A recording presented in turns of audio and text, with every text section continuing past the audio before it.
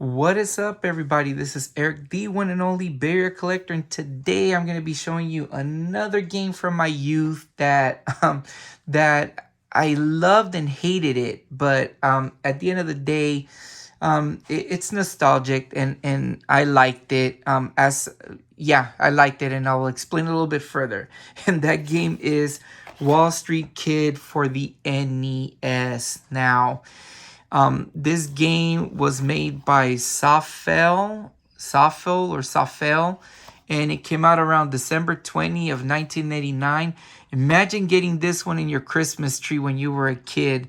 You would have probably been disappointed then, but as an adult, I would say this is more of an adult game, and I'll explain why. Not in the You guys don't think naughty, but I'll explain right now. So basically, the story of the game is that you are the Wall Street Kid and you are about to inherit a $1 billion fortune from your uncle Benedict, or the Benedict family.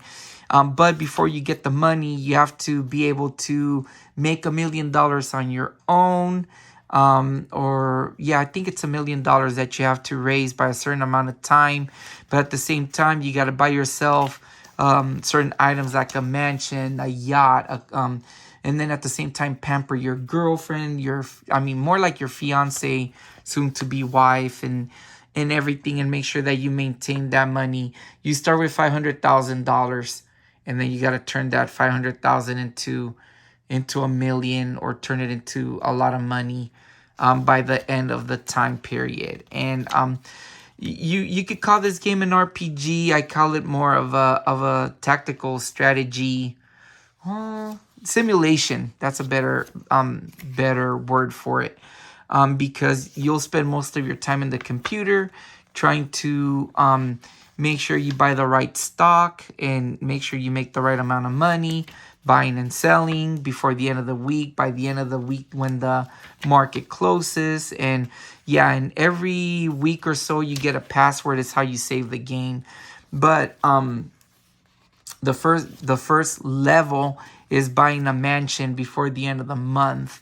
So if you buy the mansion, you get to go to the next level. If you don't, the game is over and you have to restart and try to make the money. Now, one interesting thing about this game is that this is actually called, in Japan, it's called the Money Game 2. There was a part 1 for the Famicom, but the stories are different in Japan. Part 1 was its own story, forgot what it was, and then part 2 had a little bit of a different story than the American version, but they're all pretty much the same. You spend your time on the computer, buying stocks and everything. But all in all, very nostalgic game. This is one of those games that you can find a brand new copy almost in every other flea market stall when I was a kid for like about $5, brand new.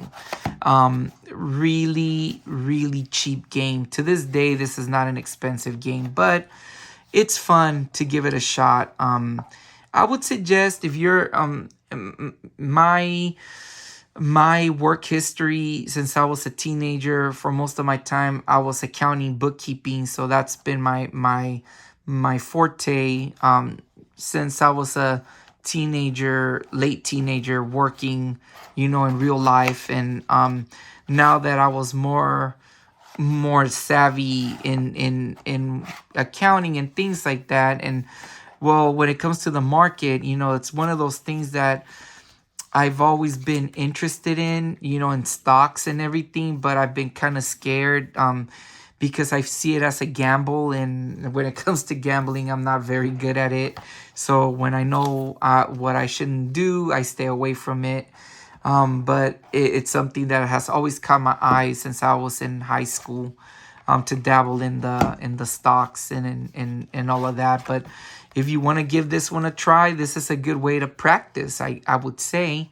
And like I said, this game was very common when I was a kid.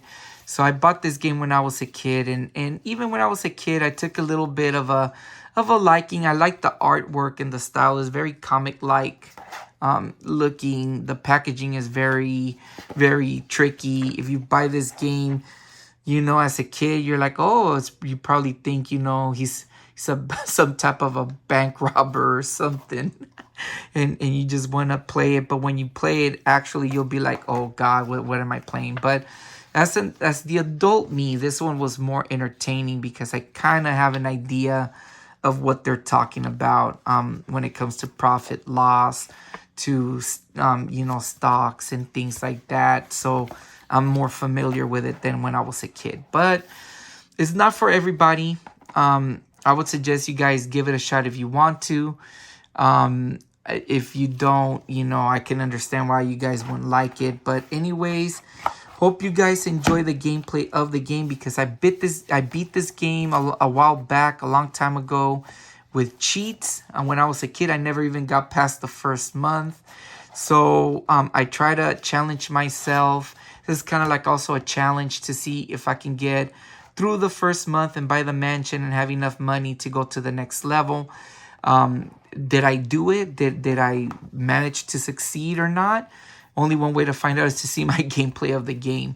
But anyways, this has been Eric the Bear Collector. You guys take care. Peace out.